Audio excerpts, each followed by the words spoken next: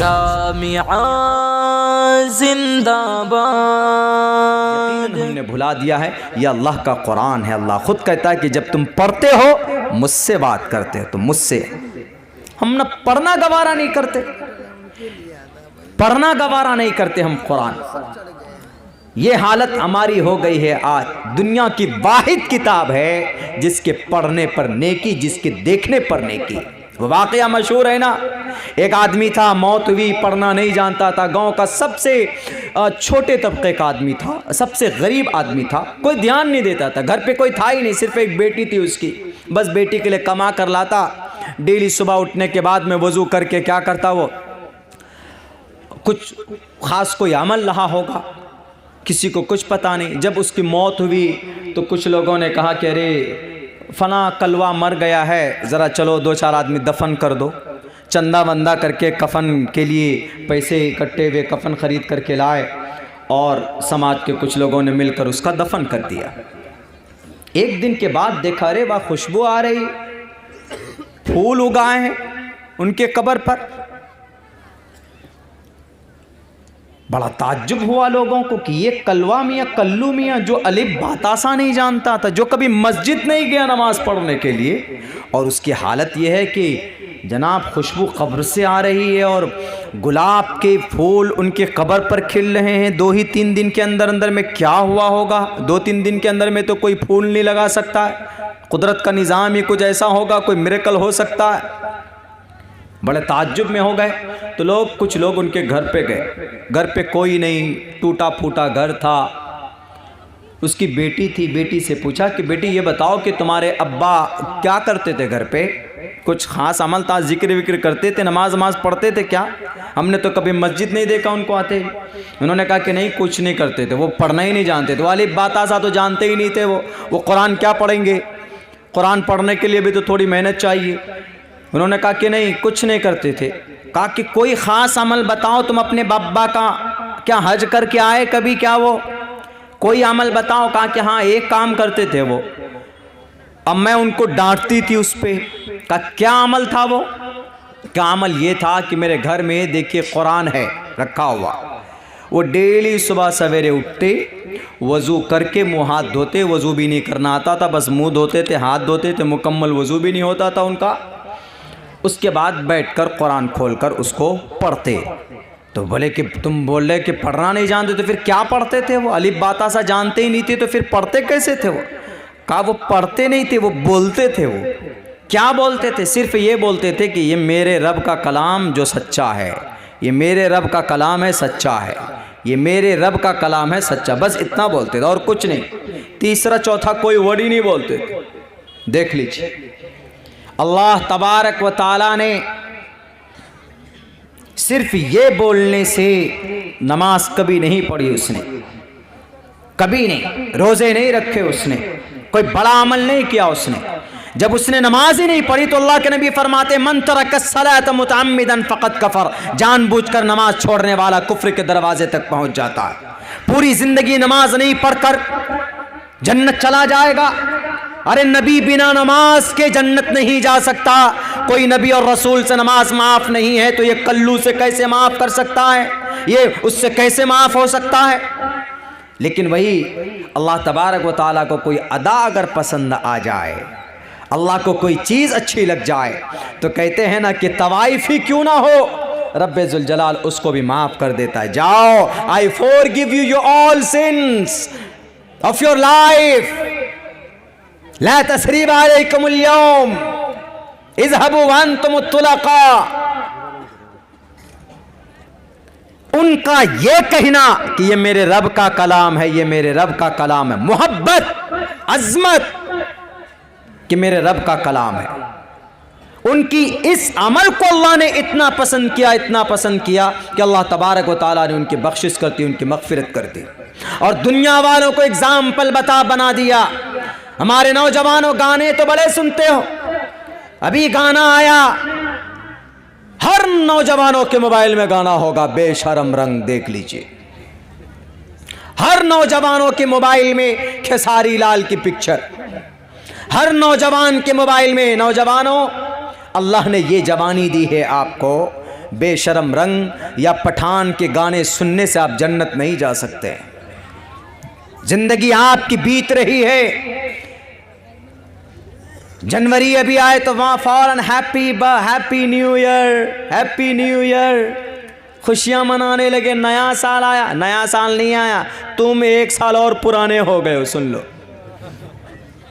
तुम्हारी 60 साल उम्र है तो 30 साल के, अगर तुम 20 साल के हो, 20 साल तुम्हारी उम्र थी तो 21 साल तुम्हारी, 1 साल और तुम्हारी जिंदगी की घट गई। किनका कल्चर है ये हैप्पी न्यू ईयर? पता है हम लोग संडे और इतवार मनाते हैं ना, संडे इतवार बोलते हैं, संडे एंड इतवार। मंडे यानी सोमवार, संडे, सन मीन्स सूरज, डे मीन्स दिन, सूरज का दिन नहीं, मुरक्कब इजाफी है, यहाँ का को खत्म कर दिया है। सूरज को, सूरज की पूजा का दिन संडे। आप नहीं मानेंगे तो आइए, आपको इसको क्या बोलते हैं? इतवार। हम लोग बोलते हैं हिंदी में इतवार।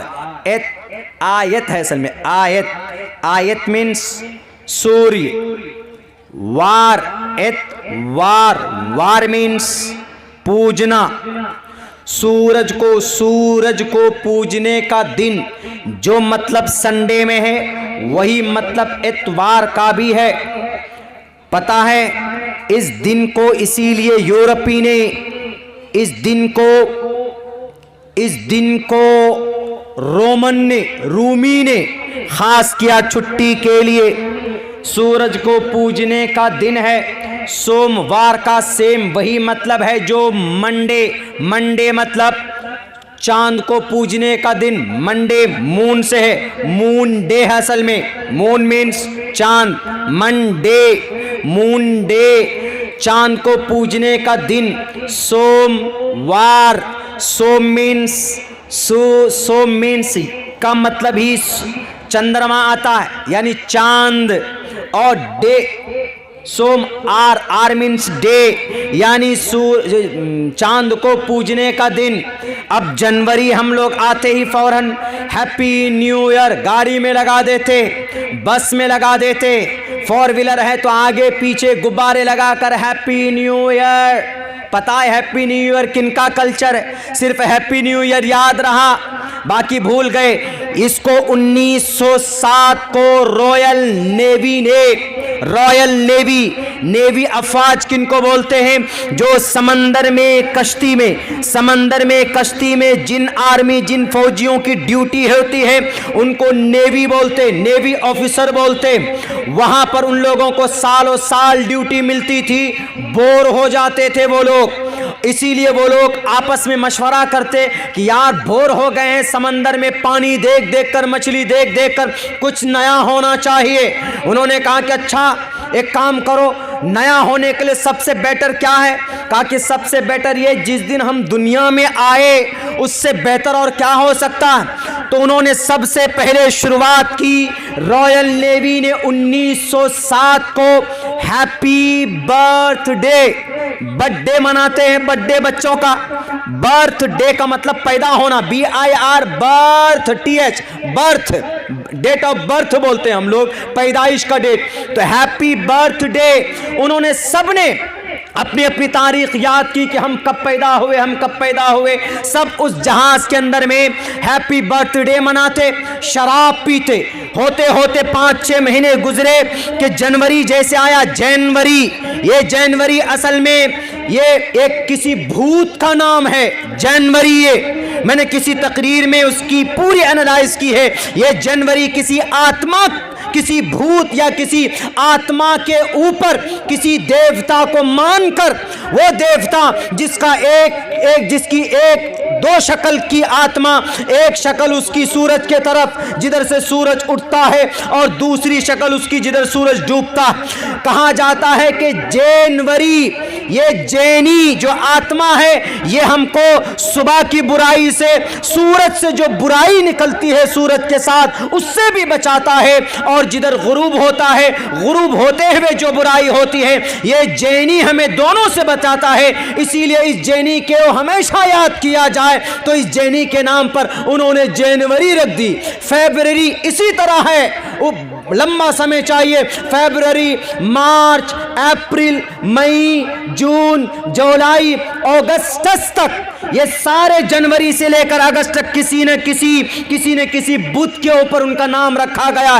सितंबर, अक्टूबर, नवंबर, दिसंबर। सितंबर 7 और अक्टूबर 8, नवंबर 9, दिसंबर 10 को बोलते हैं। ये सितंबर से लेकर दिसंबर तक किसी आत्मा के ऊपर इनका नाम नहीं रखा गया है। बहरकैफ जब 5 महीने गुजरे, जब जनवरी आता है तो वो लोग कहते हैं कि नया साल आ गया। देखो हमारे जैनी आत्मा भी आज ही आए, आज उनके पहला दिन है, इसीलिए आज हैप्पी न्यू ईयर के नाम से खुशियां मनाओ।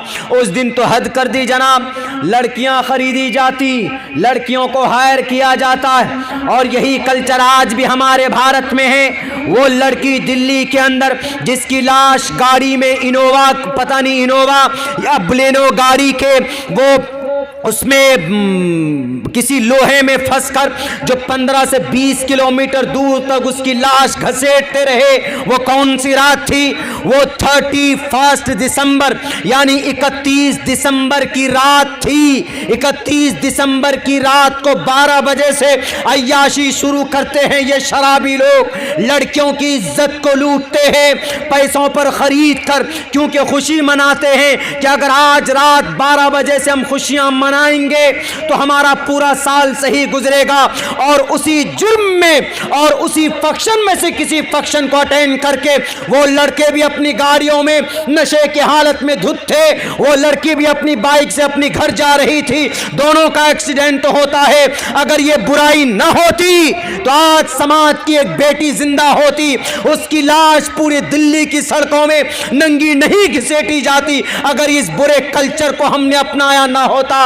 ये जैनी आत्मा जो एक भूत है, उस भूत के नाम पर, उस आत्मा, बुरे आत्मा के नाम पर आज हम लोग हैप्पी न्यू ईयर मनाते हैं। मेरे नौजवानों, उनके कल्चर को अपनाओगे तो वो लोग अगर घर पे कुत्ता भी लाते हैं ना तो क्या बोलते हैं?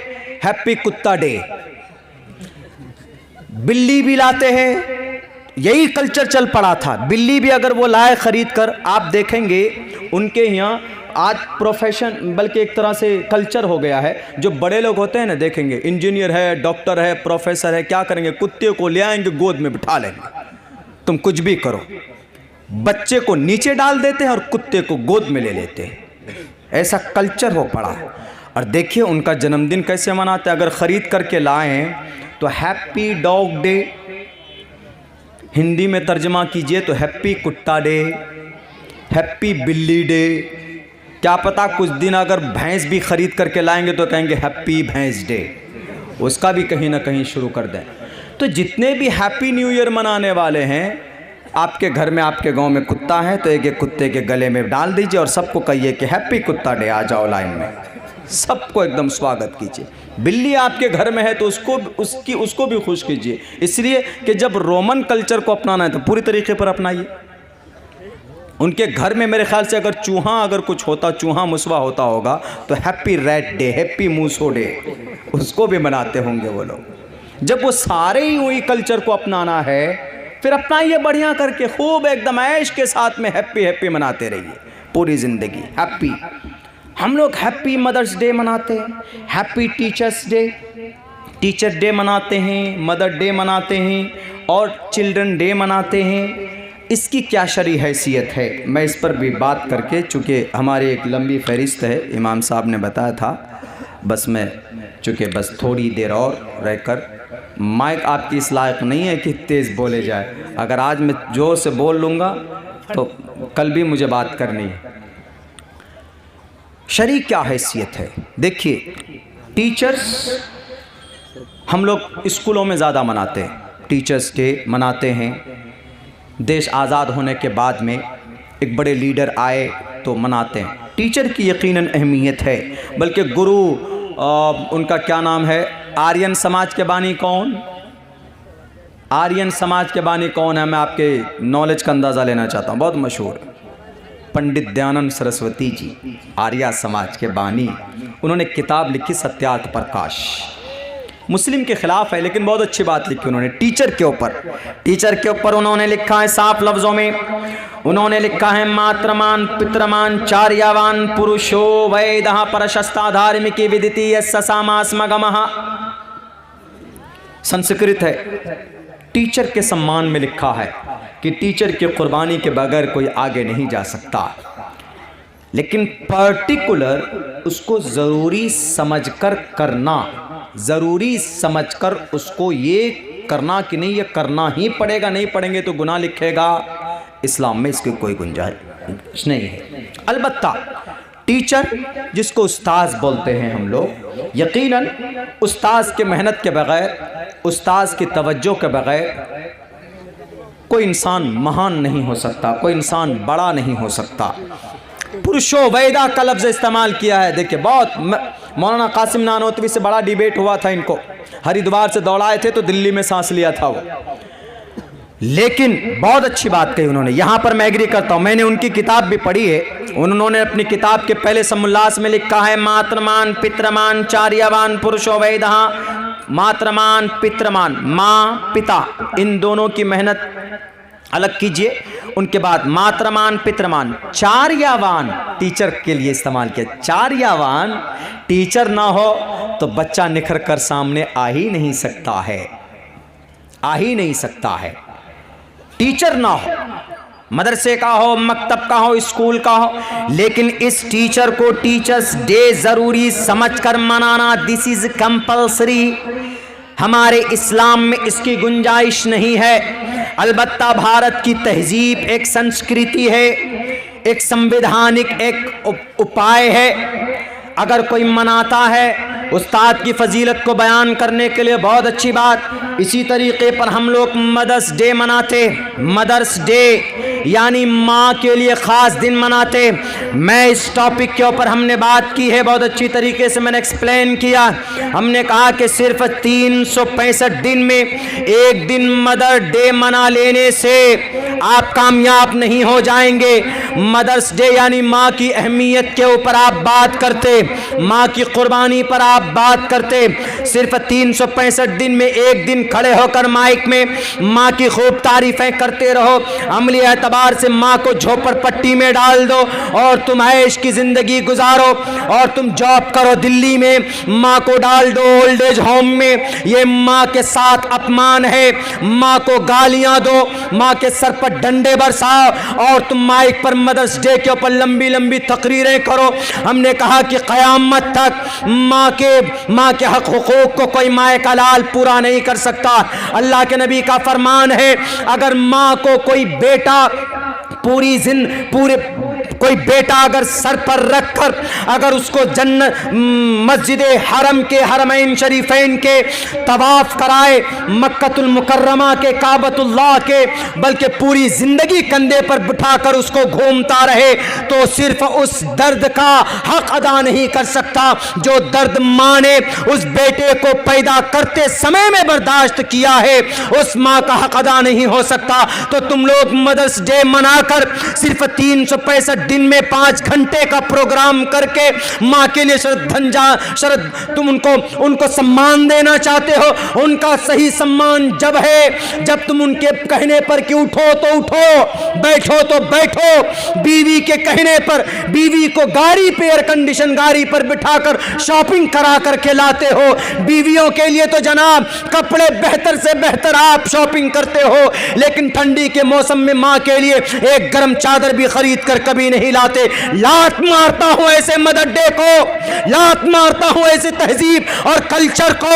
अल्लाह ने अपनी इबादत के साथ तकरीबन 5 जगह पर माँ बाप की इज्जत और एहतराम और उनके सम्मान के लिए ऑर्डर दिए हैं। और कुरान में तो साफ यूं कहा, साफ साफ लफ्जों में कुरान करीम के अंदर कहा गया कि वला तकुल्लहुमा उफ, उनको उफ तक भी मत कहो अपनी माँ को, अपने बाप को। माँ बाप की मेहनत नहीं होती तो आज तुम दुनिया के अंदर तुम्हारा वजूद नहीं होता। आज सिर्फ मदर्स डे मनाकर माँ को भूल जाते। नहीं, माँ को हमेशा करीब रखिए। मैं आज भी माँ से मिल के आया। मैं सफ़र में जाता हूँ, कम से कम 15 से 20 दिन बाहर रहता हूँ, लेकिन आने के बाद सबसे पहले मेरी ख़ास मीटिंग मुलाकात किसी से होती है तो मेरी अम्मी से होती है। क्यों? मुझे याद है, माँ तो है ही है, लेकिन दुनियावी एतबार से उन्होंने जो हमको पढ़ना सिखाया माँ ने, मुझे याद है आज भी वो किताब मुझे याद है जो माँ ने हमको कायदा बगदादी, वो प्लास्टिक का रेड कलर का, उस वक्त में शायद 5 पैसे का या कुछ ऐसे ही वो किताब मिल जाती थी। वो किताब पढ़ते थे, याद नहीं होता था अलिफ पेश ओ तो हम बोलते थे अलिफ पेश खो। अम्मी मारती थी, थप्पड़ पे थप्पड़ मारती थी, कह रहे अलिफ पेश ओ, मजहूल ही पढ़ाती। पहले ज़माने के जितने भी लोग होंगे देखिए वो मजहूल पढ़ते, वो ये नहीं पढ़ेंगे अल्हम्दुलिल्लाहि रब्बिल आलमीन, नहीं, वो पढ़ेंगे अल्हम्दुलिल्लाहि रब्बिल आलमीन अर्रहमानिर रहीम मालिक यौमिद्दीन, मजहूल वो पढ़ते हैं पहले में। तो वही अलिफ पेश ओ बे पेश बो, याद है हमको वो चीज़। मगरिब बाद डेली अम्मी लेकर बैठती थी और कहती थी पढ़ो, ऐसे ऐसे पढ़ो। नहीं पढ़ते थे तो खाना भी नहीं मिलता था। कभी कभी सोचते थे अच्छा अम्मी तो बड़ा विलन बनी हुई है ही, रोते भी थे, गुस्सा भी आता था, अंदर से गाली भी देते थे, लेकिन अंदर अंदर ये सोचते थे कि अब्बा आएंगे, अब्बा आने के बाद में देखना अम्मी को डांटेंगे खूब ये। लेकिन अब्बा आकर उनसे बड़ा डाउन बन जाते थे। अब्बा क्या कहते थे, सबक सुनाया नहीं, इसको कल तक खाना मत दो, और निराश हो जाते थे लोग। हमने कहा कि एक तो अभी परेशान, एक से तो निकले नहीं, दूसरे और आ गए। वो सिर्फ वो सख्ती इसलिए थी कि ताकि हम कुछ पढ़ लें, उनकी मेहनत थी। हमने नाजरा पढ़ना सीखा अपनी अम्मी से। इसीलिए पंडित दयानंद सरस्वती जी को अपनी माँ का शायद प्यार बहुत मिला होगा, इसलिए उन्होंने लिखा मातृमान सबसे पहला, एक पुरुषो वैदा, एक महान इंसान को बनाने के लिए मातृमान सबसे पहले माँ की तरबियत ज़रूरी है। हमारी माँ कान में तो लीड ले लेते, सामने मोबाइल, एकदम मोबाइलों में बैठे रहेंगे। बच्चा चाय मांग रहा है, बच्चे को क्या ज़रूरत है, कुछ नहीं, जाओ तुम अभी ज़रा हम देख रहे हैं वेब सीरीज़ देख रहे बेटे, जाओ मोटिवेशन स्पीच देख रहे, जाओ क्या करना है। और देख रहे हैं कि वो मैडम पादुकोण ने कौन सा कपड़ा पहना, देखे बिकनी कैसी पहनी, इसी में लगे रहते। नहीं, you are a first teacher, you are a first great person of your child and children. मातृमान, पितृमान, चार्यावान, तीसरे नंबर पर उस्ताद आते, पहले माँ, फिर बाप, फिर उस्ताद। इन तीनों आदमी की सही मेहनत हो तो पुरुषो वैदा, एक पुरुष होता जो महान बनकर निकलता है। और दूसरी खुशकिस्मती ये बता दी, मातृमान, पितृमान, चार्यावान, पुरुषो वैदा, प्रशस्ता धार्मिकी। अगर माँ बाप धार्मिक हो, माँ बाप अच्छे काम करने वाले हों, माँ बाप नमाजी हों, माँ बाप अल्लाह से डरने वाले हों तो और भी अच्छी बात। प्रशस्ता धार्मिकी विदिति यस्समास्मगमहा, माँ बाप का अगर धार्मिक होना अगर किसी बच्चे के किस्मत में आ गया तो उस बच्चे की ज़िंदगी और ब्राइट हो जाती, और अच्छी हो जाती। हमारी माँ और हमारे जितने भी पेरेंट्स हैं, वालिदैन, अपने बच्चे के लिए कितने फिक्रमंद हैं? नहीं हैं। जाओ तुम जिधर जाओगे जाओगे। आज भी, आज की बात मैं बता रहा हूं, आज की तारीख का, अगर मैं सफ़र से थक कर जाकर घर पे अगर सो जाऊं 4 बजे, नमाज मेरी अगर कज़ा हो जाए तो अब्बा ये नहीं देखते कि सफ़र से आया है, थका हुआ है, चलो उठकर कज़ा पढ़ लेगा, आंख लग गई होगी। नहीं, मेरे बिस्तर पर खड़े होकर मुझे उठाएंगे, कहेंगे उठो नमाज पढ़ो। अगर नहीं उठते हैं तो क्या एकदम वही शुरू कर देते, क्या तकरीर करके आता है, ये क्या बीवी बाल बच्चे को पालेगा, ये देखो फरिश्ता रहमत क्या ऊपर से चला गया है। अभी डांटते हैं, अभी भूल जाते हैं कि हमारा बेटा है, आलिम बना हुआ है, रात को थकार कर आया। नहीं, सारी चीजें दूसरे दर्जे की है। आज की तारीख में डांट देते हैं। बताइए, हम लोग ऐसा नहीं करते हैं। अगर आपका बच्चा नमाज नहीं पढ़ता है, अगर आपका बच्चा शराब पीता है तो यू आर रिस्पॉन्सिबल। कुल्लुकुम राइन व कुल्लुकुम मसऊलुन अन रइयतिही। मेरे हिंदू भाइयों, अगर आपका बच्चा भी गलत रास्ते पर जाता है तो यही मंत्र, यही श्लोक ले लीजिए ना, पंडित दयानंद सरस्वती जी का, ये बहुत अच्छी सत्यार्थ प्रकाश किताबों में जो उन्होंने लिखी है, अगर आप अपने बच्चे को महान बनाना चाहते, आप अपने बच्चे को ज्ञानी बनाना चाहते, तो कम से कम इस मंत्र के ज़रिए से अपने बच्चे की सही रहनुमाई कीजिए, सही परवरिश कीजिए। मेरे भाइयों, अगर आप कुरान पढ़ते हैं, अटक अटक कर पढ़ते हैं, हम तो हाफिज़ हैं अल्हम्दुलिल्लाह, पढ़ देंगे अल्हम्दुलिल्लाहि रब्बिल आलमीन अर्रहमानिर रहीम मालिक यौमिद्दीन। ज़्यादा तेज़ भी पढ़ने में भी वबाल है, ज़्यादा तेज़ नहीं, इत्मीनान से पढ़िए, वरना भी रमज़ान का महीना